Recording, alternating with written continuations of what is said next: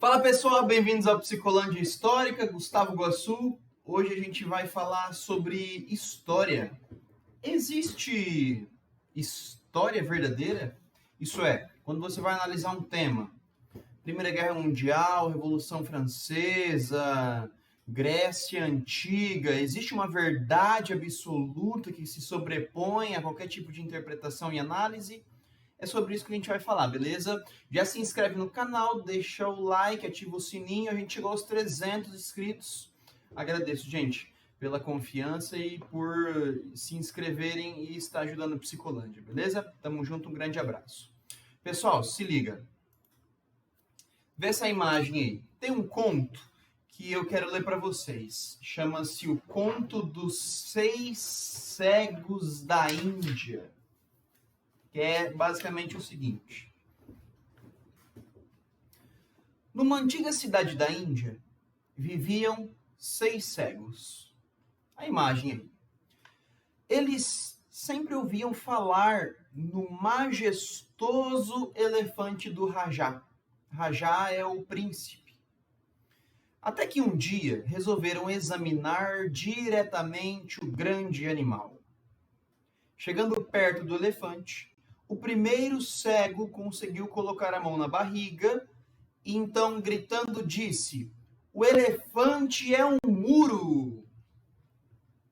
Porém, o segundo cego segurou numa das presas e, ouvindo o amigo, protestou: "Não!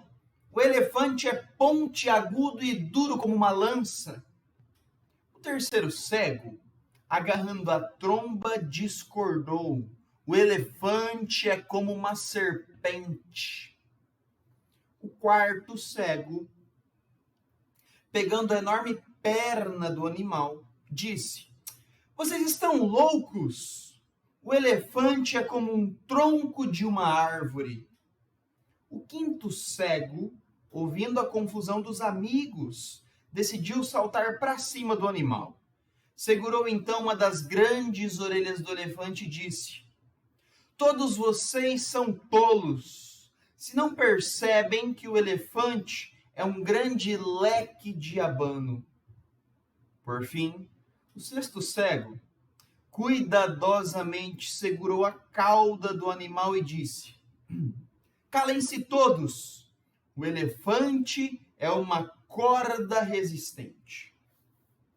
Você vai encontrar esse conto num livro do Murilo Nunes de Azevedo, chamado A Reconstrução Humana, da editora Civilização Brasileira, Rio de Janeiro de 1971. E, gente, eu trago esse conto para falar um pouco sobre história. Que é a história? Imagine um passado, vamos lá. Vou pegar esse livro aqui. Vamos lá. Então imagine esse livro aqui, História da África. Esse é do José Rivair Macedo. Gente, olha o tamanho desse livro. Você acha que ele vai trazer uma verdade absoluta sobre a África?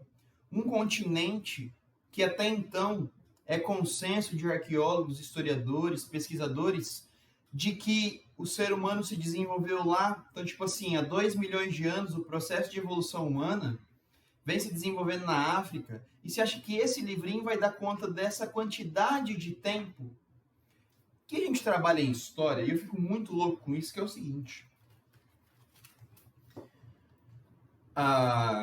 Muitas pessoas, para tentar vender uma ideologia, que inclusive, vejam um vídeo sobre ideologia que eu postei ontem, dia 21. Muitas pessoas, na tentativa de venderem uma ideologia, seja para vender um curso, ou seja apenas para ter um fã-clube, que a gente tem uma ideia, né? De que o homem gosta de ser seguido, o homem gosta de se sentir importante.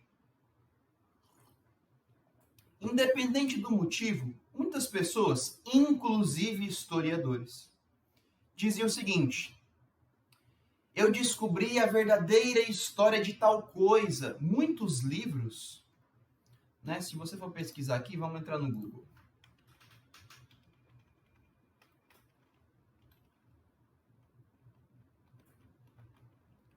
Ó, verdadeira história.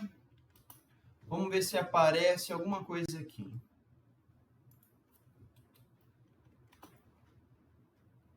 Ó, pera lá, eu lembro de um.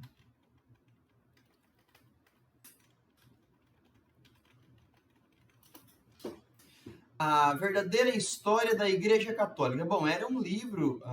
Olha esse aqui. Ah lá, pronto. Vamos lá. Ó, acabei de achar um. As verdades que nunca te contaram sobre a Igreja Católica. Gente, para começar, quem iria contar para mim isso? Nós já começamos por aí. Quem vai sair contando? Ó, você ficou sabendo que uma coisa da igreja que não te contaram, mas é claro que as pessoas não vão me contar as coisas.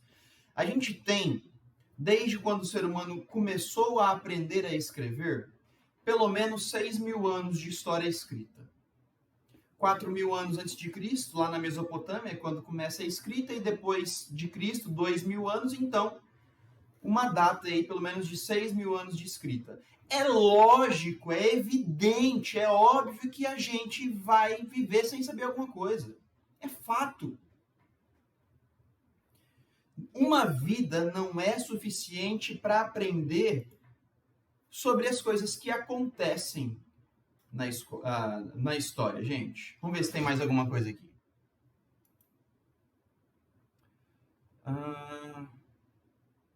Ó, olha isso aqui. A verdadeira história da Inquisição. Olha lá, a história da Inquisição é bem diferente do que habilmente se conta. Os especialistas acadêmicos há muito tempo já desconstruíram a lenda negra imposta sobre aquela instituição eclesiástica e redimensionaram notavelmente a sua imagem. Por isso, a verdadeira história da Inquisição é uma obra didática e esclarecedora. Mas, caramba, se a academia, né, os pesquisadores, historiadores já desmentiram isso aí que ele está falando, ele vai ter que escrever um livro para falar o que já foi dito. Segundo o professor Franco Cardini, professor de História Medieval, enfim, converseiro da pega. Aí, ó, a verdadeira história da Inquisição. 160 páginas. Gente, pelo amor de Deus. É sério que pessoas caem, né, nessas conversas de picaretas? Enfim, isso tá em todo local. O que não te contaram sobre isso, o que te esconderam sobre aquilo. Gente, vamos lá. Voltando à história dos cegos. Veja aqui, a história é como se fosse o elefante. O elefante é uma chamada fonte histórica. O que é uma fonte histórica? Volta uns vídeos atrás e assiste o vídeo. Mas olha lá, essa imagem aqui, da famosa caverna de Lascaux, lá na França, encontrada ali no século XX, contém pinturas rupestres de até 19.000 anos. E, cara, vamos imaginar que 100 historiadores vão analisar isso aí. Você acha que os 100 vão concordar com a mesma coisa? Você acha que os 100 historiadores terão a mesma ideia? É evidente que não. Isso quer dizer que a história, quando ela trabalha com uma fonte, ó, isso aí que vocês estão vendo na tela é uma fonte. Isso comprova que houve um passado na França que pessoas entraram nas cavernas e fizeram pinturas. Cada historiador, ele vai para um campo problemático. Alguns vão falar assim, bom, por que umas pinturas são melhores do que outras? Esse é o problema que historiador A vai colocar.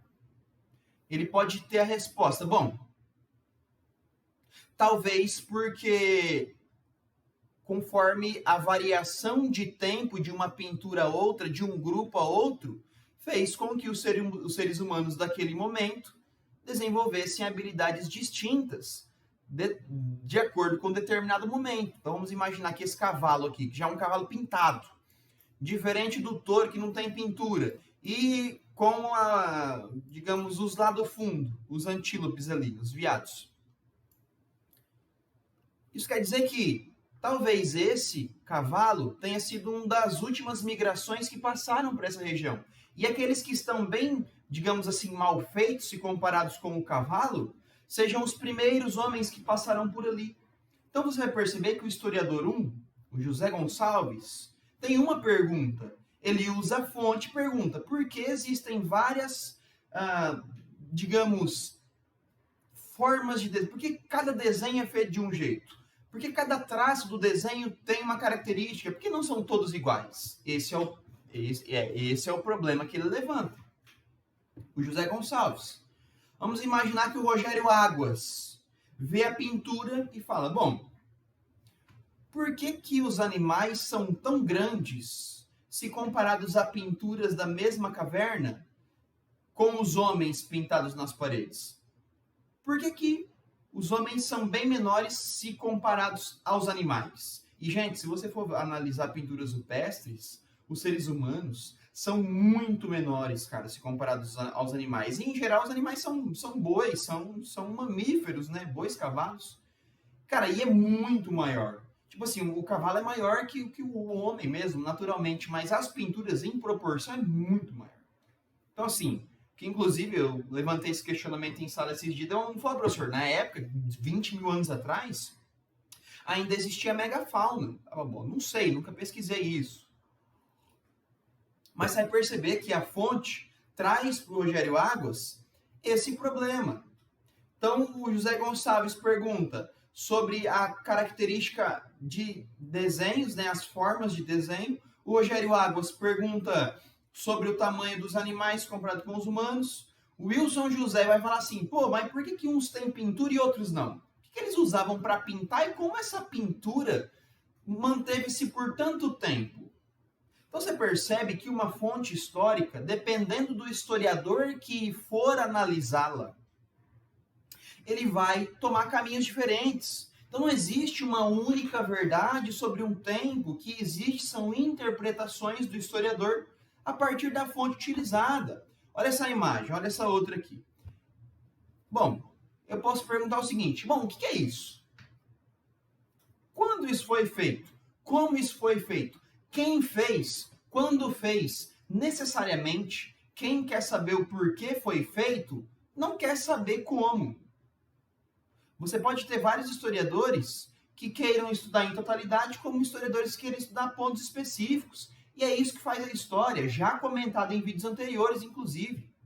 Pega um quebra-cabeça. O quebra-cabeça é o passado, 5 mil anos atrás. Então a gente está em 2023, conta 5 mil anos atrás, a gente encontra uma fonte. Essa aí, por exemplo. Pô, o que é isso? Da onde é? Quem fez, por que fez? Isso aí, tá, gente? É uma tumba funerária, uma cripta, digamos assim, de povos etruscos, que são povos que viviam na região da Itália, tá? Um pouco mais a norte ali, já no final da península, no início da península, no caso, né? Eu acho que o final da península seria lá embaixo. Já chegando ali no espaço de território maior, né? Os etruscos, isso é uma tumba etrusca. Quem foram os etruscos? Por que tá pintadinho? Por que tá quadriculado? O que tinha aqui além das pinturas? Quem era o cara que estava enterrado aqui? Porque para ter um negócio desse não é qualquer um. Provavelmente isso aqui era um rei, alguma coisa, um rex, né? Como diria o latim. Então você vai perceber que a fonte, isso aqui, o objeto que prova que existiu um passado, é muito difícil para as pessoas entenderem isso. Que quando a gente fala de história, a gente tem que ter o objeto, a gente tem que ter o documento. Aquele livro lá. A verdade que não te contaram sobre a Inquisição. Mano, cadê os documentos da Inquisição? O que o historiador que escreveu aquele livro, se foi um historiador, perguntou pro documento? Porque perceba, se eu tenho essa imagem, ó, essa aqui, ó, uma outra tumba etrusca. O que ela fala? Nada. Por si só, nada. Isso indica que, para a fonte que você está vendo aí na tela, para essa fonte se desenvolver em uma história sobre um povo, sobre um passado, é preciso ter alguém por trás indicando perguntas para a fonte responder. Porque a fonte não fala sozinha. Ó, o que é isso? É feito do quê? De pedra? Cara, mas quem eram esses povos? Esses povos tinham habilidade de escultura muito boas. como esses povos tinham essa habilidade se comparado com povos da mesma região na mesma época? Existiam povos que também faziam essas formas de arte, digamos assim, em outros locais, em outros territórios? Então você vai perceber que eu pego uma fonte, eu vou perguntando para ela, e ela vai indicar a pesquisa que eu vou fazer. Uma fonte por si só, essa pintura aí, ela não fala nada.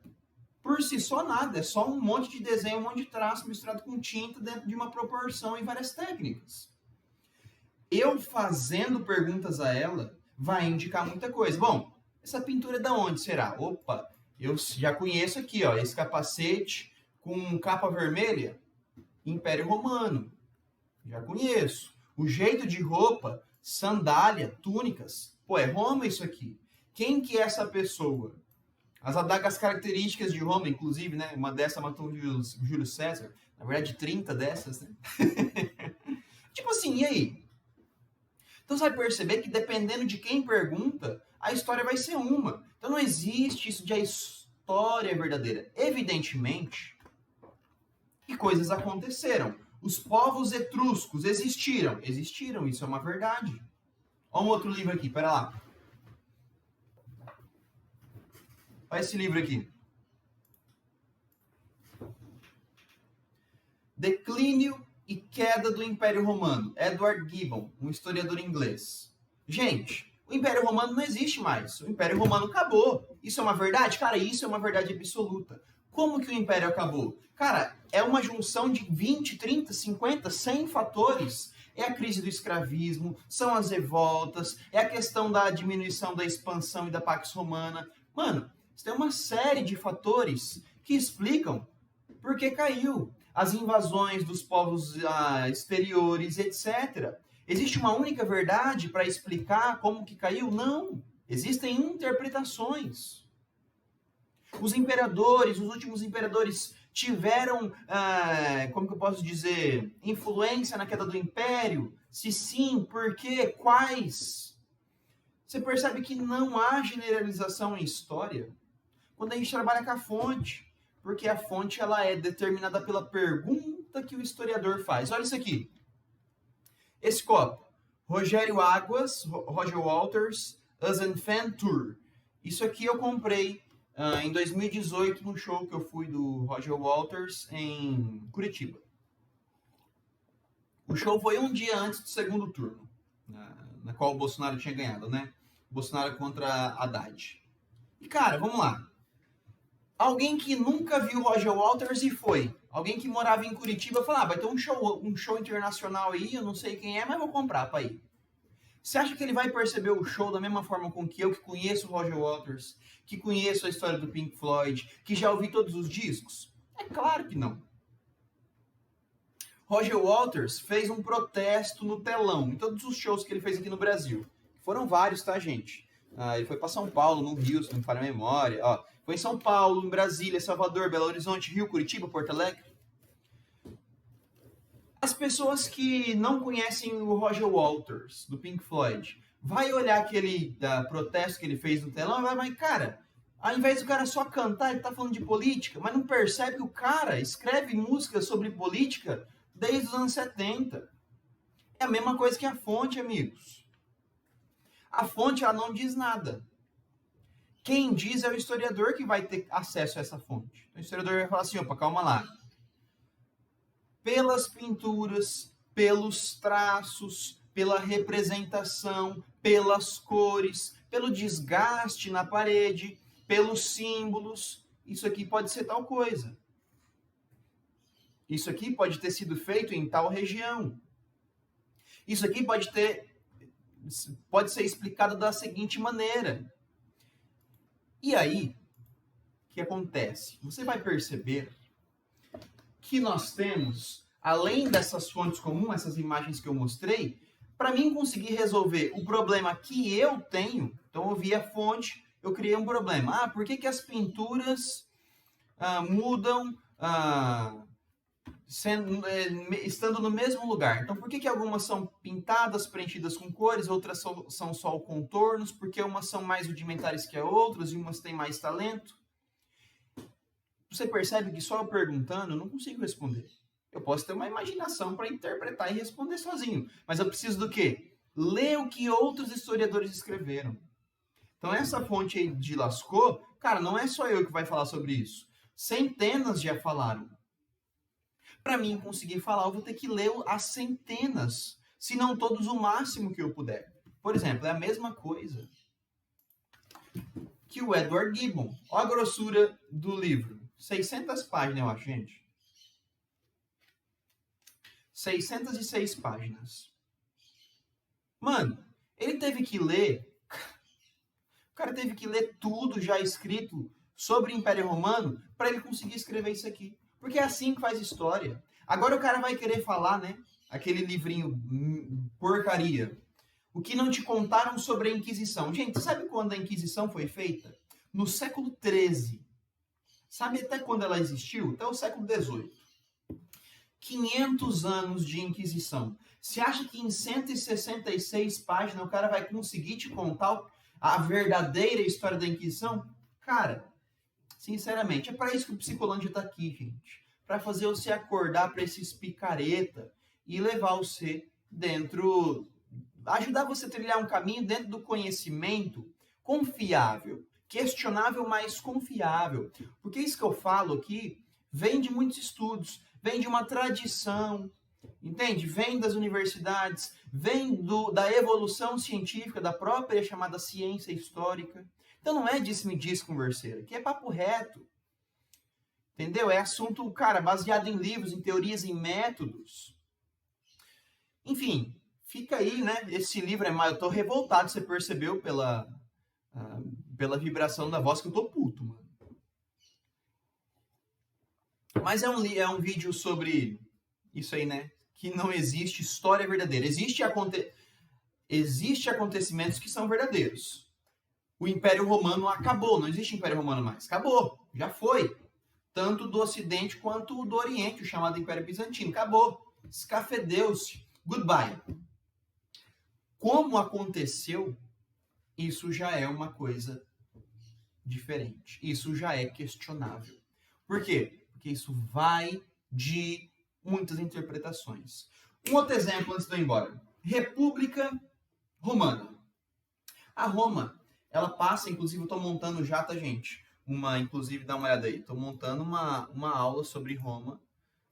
Roma Antiga. Vou explicar sobre toda a transição de Roma do início até o final do Império. Vai ser... Não sei se eu vou fazer em aulas separados ou um vídeo só de uma hora e meia, 2 horas. Não sei, estou pensando. E, cara, Roma. Roma foi 3 grandes períodos. Monarquia, República e Império. Aí acaba. E quando acaba, né, continua o Império Romano do Oriente, lá na Turquia, o Império Bizantino e a Idade Média aqui no Ocidente. Enfim, como se dá a transição da monarquia para a república? A gente não tem documento. A gente só tem documentos oficiais que criam uma homogênea explicação tradicional. Pela falta de fontes, você percebe que todos vão contar, então, a transição da monarquia para a república, várias crises, violência e o último rei etrusco invasor que foi Tarquínio o Soberbo. Então você percebe que nesse caso, tá, a transição da monarquia romana para a República Romana, falta fonte histórica para a gente compreender. Então a gente tem uma explicação hegemônica, uma explicação única. Por quê? Porque não tem fonte que explica de outras formas.